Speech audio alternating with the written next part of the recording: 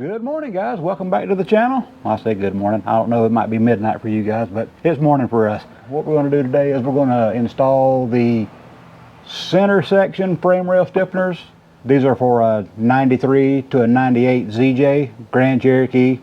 I'm going ahead and doing this now because in the past of all the other unibody Jeeps that I've wheeled with, which is XJs mainly, I've always waited too late and the frame rails just get beat half to death, and then it's a nightmare trying to get frame rail stiffeners on it at that point. But I'm trying to preserve the nice pristine frame rails that I've got right now. I'm only doing the center sections because honestly later on, very long term, I expect there probably isn't going to be a need for the front and rear frame rail sections as far as suspension mounting is concerned.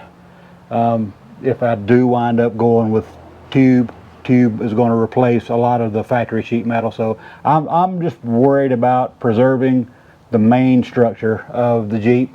And I've already did the passenger side, and well, I guess since now that I'm an expert, I can show you how to do this side with a little bit of confidence. So let's get to it. Now you can see this side, this is the driver's side. You can already see that it's already got just a little bit of damage right here, but this is just from people jacking the vehicle up on it or whatever. That's just what I'm guessing. So anyway, that just shows you how weak these frame rails actually are, and this is what's going to be replacing it.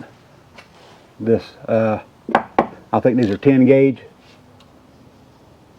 So that's what we're going to be doing on the driver's side. So I'm going to show you how I went ahead and pre-fit them, got everything marked, how much I grind, and me personally, how much I grind away of the factory coating for welding, and this is just the way I do it. So let's get on with it. On this side, we have to worry about the brake lines and the fuel lines. They're held in with these plastic clips. You just pop them loose from the frame rail, they just pop right out. It's just a little Christmas tree type connectors there. You just pop those out. I'm going to need to pop this retaining clip loose so I can move the brake line over without worrying about kinking it. And we're just going to pop this retaining clip out for the brake line. Oh, I thought we were. There we are. Love it when things just bolt right in and pop right out, right? Yeah. You'll have to slide it back a little bit and slide the smaller piece. Yeah, slide the actual brake line through there so you can get it out of the way. Now we've got, let's hook this over to the same spot.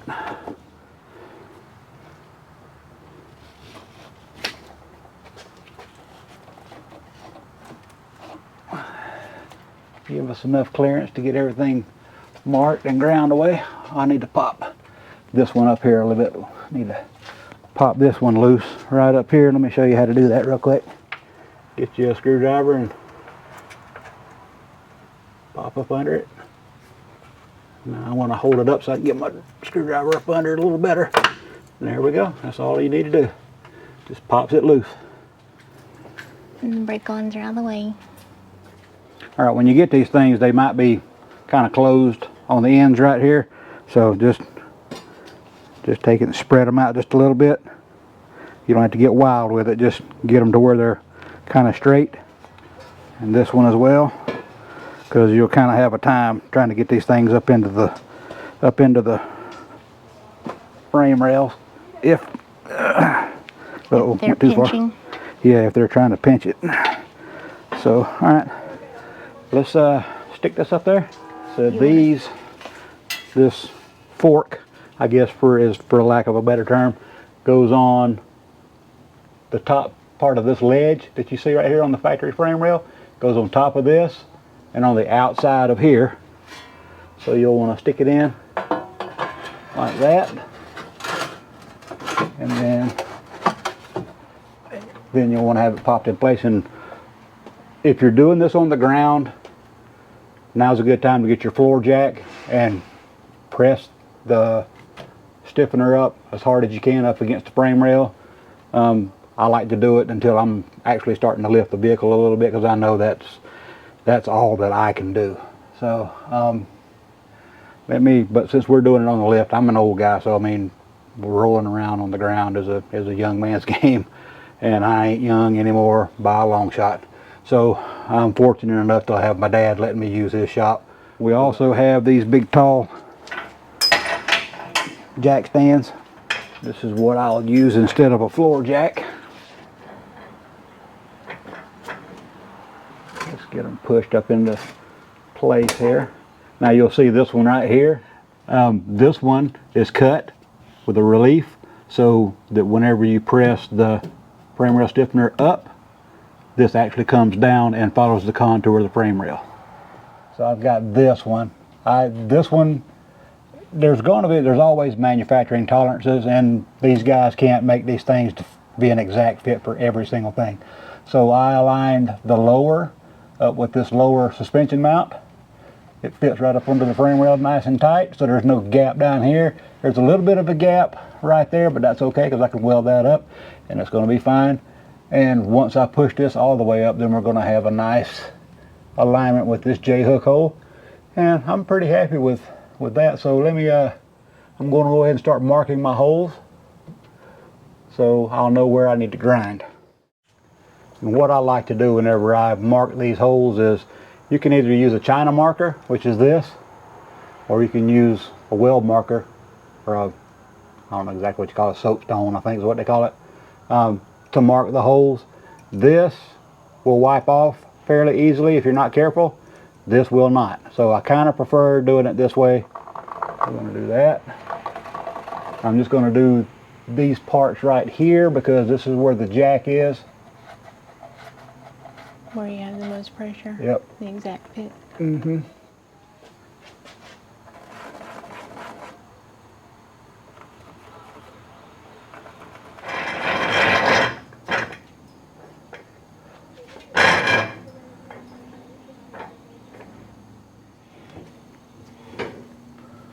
Alright, there we go.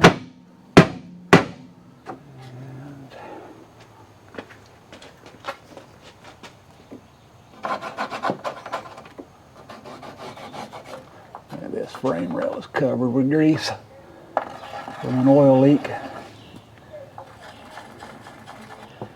Alright. Be careful of that. And I'm not going to worry about welding the tops on the inside here. I will, however, weld the tops in spots on the outside. The way I look at it, as almost every other brand only does the outside and the bottom, so this is just a bonus anyway. So I mean, that's a whole lot better than not having anything, even though I didn't weld that top. And I think it's going to be just fine with all those rosette welds in there. It's going to be Plus, okay. I mean, it would be very unlikely for something to get caught there and rip it off. Yeah, because down. like I said, I mean, this is just mainly to keep the frame rails from getting beat all up. So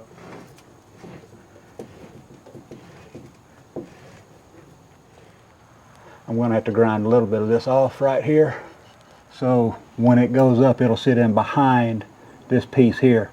Because right now, if I push it up, right now it's going to catch that edge. Now on the other side, it fit perfect. You could not have asked for a better fitment. But I mean, this is just the way it goes. I just got to grind just a little bit of that off, because if I don't, it's going to wind up making it sit. The thickness of this metal overlapping this metal, this is how much it's going to stick off. Don't be afraid to grind on it just because it's a new part. Just, you need to make it fit nice and tight up against the frame rail, so that's what we're going to do. So let me go ahead and get these marked. And with that small amount, you don't think a little tap of a hammer would? No, it won't. It will not. No matter what you do, it's not going to let it. It's not going to let it go up past that. So. I meant like pulling it, tapping it this way, just a hair. Well, if it's all the way up against this one, it's not going to go anywhere. So, let's grind all that out.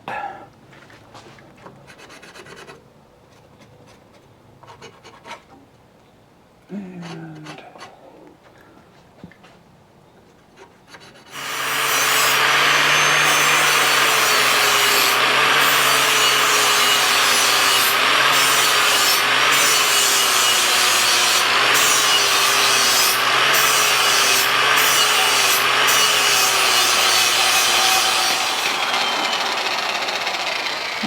that ought to be enough. So let's look up under here and make sure we can see everything. All right, yeah, you can see everywhere where I need to grind now.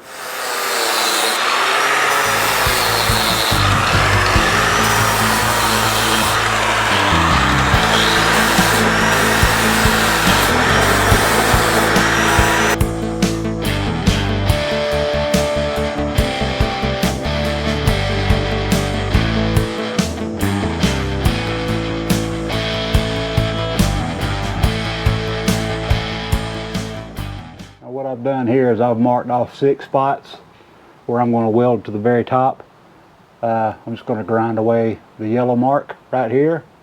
That way it'll give me metal to weld to directly to the frame rail. But I also marked on the bottom of the floor pan where each one of these marks are. That way, quick reference of where I need to weld to whenever the frame rail stiffener is in place. So let's put the stiffener back up in there and make sure that I've got everything cleaned off where it needs to be, and if it is and these spots right here fit, then we can get to welding.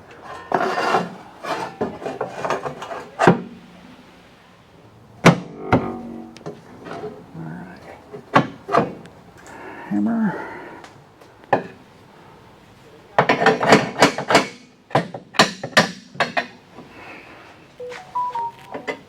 Yeah, that's good. That's good enough anyway. And that one will sit flush. Good. All right, we got enough. I'm just going to take a paper towel and wipe all the grinding dust off.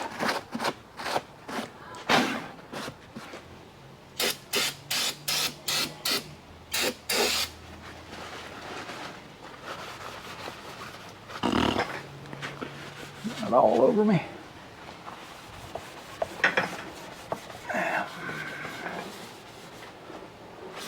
That's good enough for what we're doing. Now, I'll use a C-clamp to squeeze the sides together.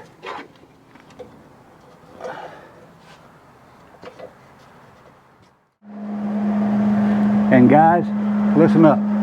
I know I play around a lot about, you know, safety and stuff like that, but these frame rails have a galvanized coating on them, and even though we ground it away on the outside, there's still going to be a galvanized coating on the inside of the frame rail that you can't get to. So make absolutely sure when you're doing this that you have plenty of ventilation, because the gases that come off of this, the smoke that comes off of this galvanized coating can poison you. And I mean, I don't know how much it can hurt you. I don't know if it can kill you. I don't know. All I know is it's not good for you. So best thing to do is work outside, or like us, we're working inside with both doors open, and we're about to turn the fan on to make sure there's a breeze going through the shop. So play it safe, guys.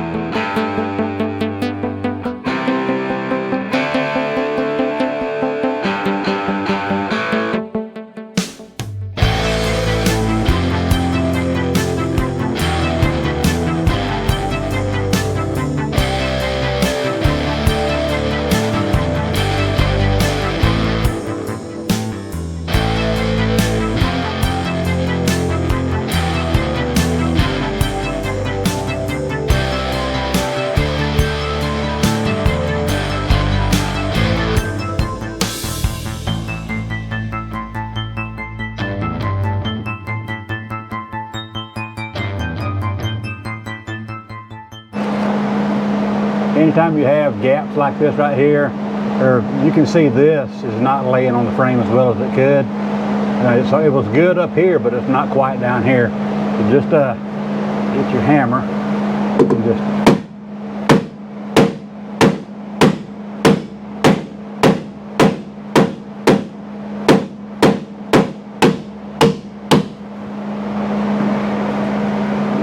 knock them down, get those gaps kind of tight. I'm going to knock this one up and weld it here, and then I'm going to let this jack down, and then I'm going to hammer this in a little bit so it's a little bit tighter to the other piece. So let's see here. There we go. Yeah, that didn't take much at all. I want to knock this in a little bit so it sits a little tighter.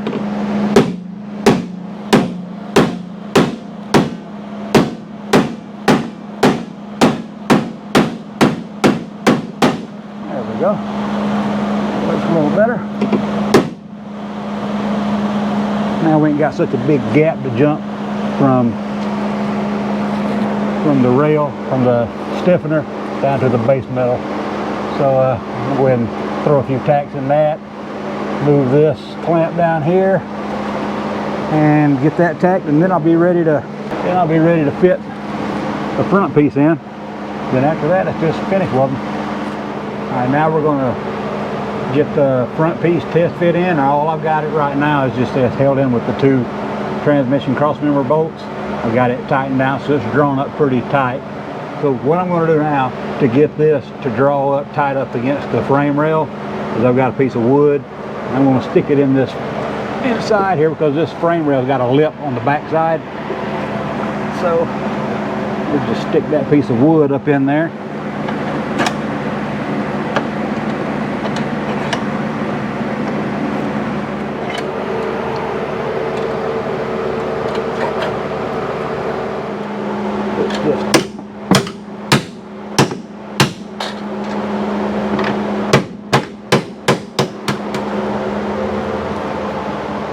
There, mark around the front, bottom, that piece, all along in here.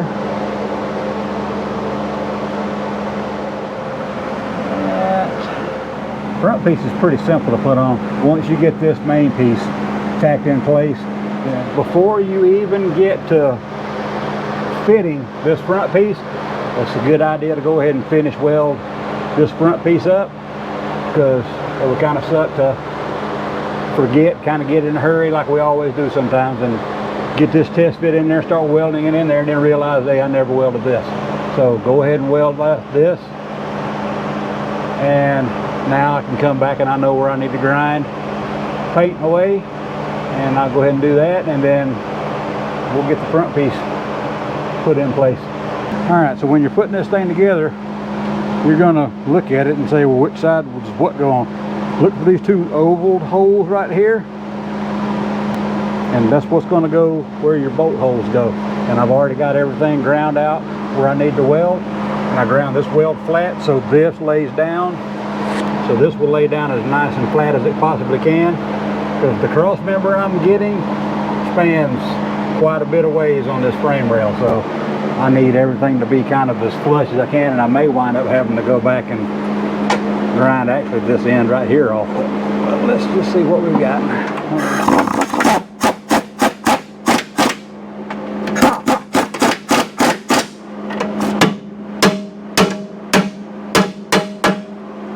Got that. Now let me get the C-clamp, and we'll clamp that back in place.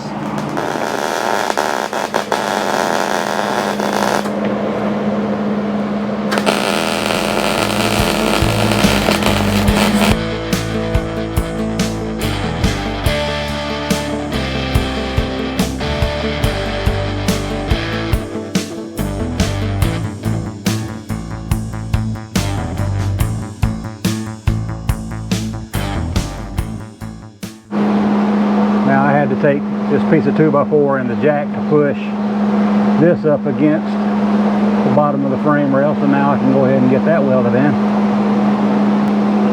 That also helps close this gap up a little bit.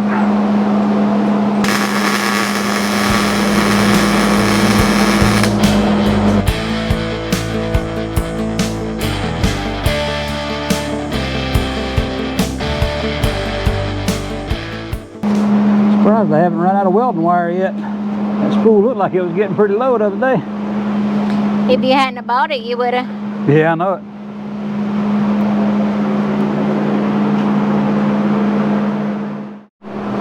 Now on the inside of this piece, you're going to see this tab. It's cut right here. You're going to want to take this and hammer it up to where it meets or comes close to the top part up here. And that should be good enough. Doesn't have to be perfect. Just do the best you can. All right, the last thing you're going to want to do is you're going to want to come in here and drill you some more holes to hold these plastic clips. They don't have to be exact or whatever. These things will slide up and down. They'll move a little bit. And I wasn't able to get to this one up here because the transfer case is in the way, but I'm sure eventually I'll have the transfer case out at some point, and when I do, I'll go ahead and fix that. So don't forget to put your clip back in up here, because obviously I forgot, so I'll have to do that. All right guys, that's really all there is to it. It's a pretty simple process. Just take whatever you've seen in this video right here and just apply it to the passenger side.